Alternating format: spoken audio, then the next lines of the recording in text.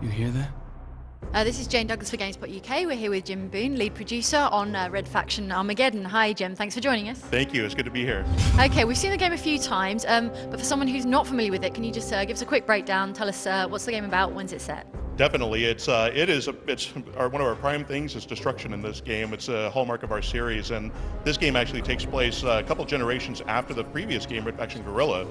And you play the grandson of the main hero from that game, Alec Mason. Your character's name is Darius Mason, and he starts off as a member of the Red Faction. And but we tried to go in a very different direction than most of the previous Red Faction titles, in the sense that what happens with poor Darius is that he has some very non-human sorts of enemies. We've kind of introduced that sort of thing in some of the previous games, but in this one we really wanted to go crazy with having some very different sorts of creatures that you fight. And so these creatures actually get unleashed on Mars and just wreak havoc through the whole world. We call it Armageddon for a reason, is how we always talk about it. And Darius has to try to find a way to save the day. I mean, he is definitely the central hero in this journey, and trying to find out, is there any way to stop all these aliens and save the survivors that are on Mars. Okay, cool. As we understand it, they come from the deeps. That they're sort of, it's an underground set game, basically. Exactly right. There's about 20% of it or so that is still on the surface, but the majority of it is underground. It's given us a chance to do a lot of different things in terms of different locales that you can go through. There's a lot of variety in the aesthetics of the world, but it's also just a lot of fun to go in these gigantic caverns. And we always like to point out that sometimes you might think of them as being smaller caves, and we like to do some claustrophobic settings like that, but these really huge caverns that you go into with tons of destruction throughout them that you have to journey through as you're trying to find out what is the source of these aliens that you've unleashed underneath the ground, and why is it that they're running rampant and taking over everything. Okay, so you've still got some big underground spaces, but it is a more linear game, is that right? That is correct, yeah. That was something we talked about quite a bit actually early on, because Red Faction Guerrilla was an open world game, and it was something we were really pleased with and we thought worked really well. And early on, when we were talking about Red Faction Armageddon and what we would do with it, we talked to a lot of people that were fans of the Red Faction Guerrilla game and tried to find out what was it in particular that they really liked about the game. And the things we kept hearing were things like destruction. They love destruction, they love the combat, the enemies, the different weapons that you have. But we also heard a lot of comments about how it would start to get a little bit tedious when you had to go from one area, you've had a lot of fun in it, now you have to get in your vehicle and drive through a somewhat featureless area for a few minutes to get to the next area to have the fun again with destruction and everything. And so our thought was, if we can take all of that and just kind of squeeze it and condense it together in a more linear setting, it gave the fans more of what they really wanted with destruction and the weapons and the combat. Hey, this old arc welder still work?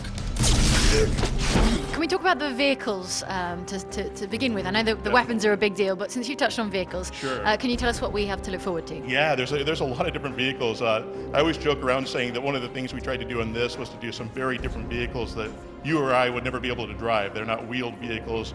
You'll have things all the way from a exoskeleton called the Red Faction Leo that's about twice the size of a person, that you can do massive destruction in it. You can walk through walls. You can do all kinds of fun things with it. All the way to flying vehicles. We actually have a vehicle that's very reminiscent of Descent. It's called the Inferno GX, so you'll be able to fly around. The Marauders have some very exotic vehicles. They have a vehicle that is a six-legged walker that actually is this gigantic walker that will walk through buildings. It has tons of really heavy weaponry on it. So there's a pretty good variety. Those are just a few of the vehicles that we have in the game. All right, neat. And you just told us a little bit about the magnet gun, the signature weapons. Tell us about that. Yeah, the magnet gun is definitely our signature weapon. That's the one that we're the most proud of. It's a kind of game, or it's kind of weapon where once you have a chance to get your hands on it and try it out, you generally just get it right away.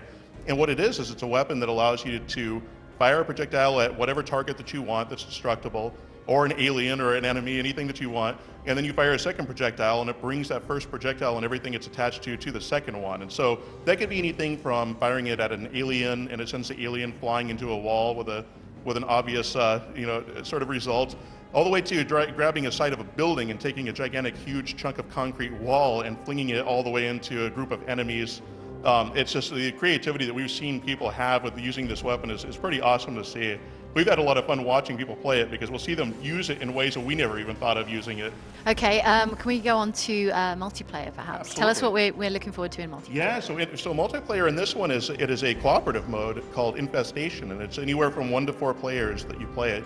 We have 8 different maps. The maps also have a dark mode that you can unlock that you can play through. And each one also has 30 waves of progression through it. So you and your friends can go through and play a cooperative mode where you go through and you have 2 different types of matches. You have a survival match where you just have to survive the onslaught of the aliens that come after you. And then there's another one which is defend, which is particularly fun with our game because there's a particular structure that you have to defend. You have to use your repair ability, which is one of the nanoforge, the prime abilities of it. You have to repair the building as all these aliens attack it. And they have some very devastating weapons. It's something that was fun for us to give the aliens destructive weapons rather than just the humans always being the ones doing it. And so you really have to work hard and work as a team to try to keep those structures intact. And it was something that we also talked a lot about because we've been fans of competitive multiplayer for a long time, and there was a conscious choice on our part to go more towards this cooperative side because we really tried to put a lot into this and a lot of depth. There's a lot of upgrades, and the upgrades are actually shared between single player and multiplayer. So there's an awful lot of depth that you can have in going through all of this. So it was we've had a lot of fun putting this together. Okay, so that repair-based multiplayer mode, that's kind of in contrast to what you had in Guerrilla, where it's all destruction-based. Yes, exactly. That's exactly right. One of the things we found is that forever, as long as we've been doing this game, people just love to destroy things. It's just something naturally fun about it. And then how we weave it into the gameplay is where it really starts to shine. But if you put a controller in someone's hand and just have them destroy things, it's just inherently fun. And what we found is with repair, it's almost exactly the same thing, where there's just something satisfying about just repairing an entire structure. And you can repair an entire structure from the foundation up, every bit of it. It's completely dynamic. And so our thought was, this is fantastic. It's something that very much leverages our technology, which is pretty unique to Red Faction, but it also takes us in a slightly different angle because it's our 4th game now in the Red Faction series, and so our thought was, what kinds of things can we do to keep it fresh? And so this was something we thought was pretty exciting in the sense that you have a mode that's just dedicated towards repair. All right, neat. Thanks very much for talking to us, Jim. Can you tell us what platforms and when's it out? Absolutely. It is 360, PlayStation 3 and PC, and it's out in June 3rd. Fantastic. Thanks very much. Thank you.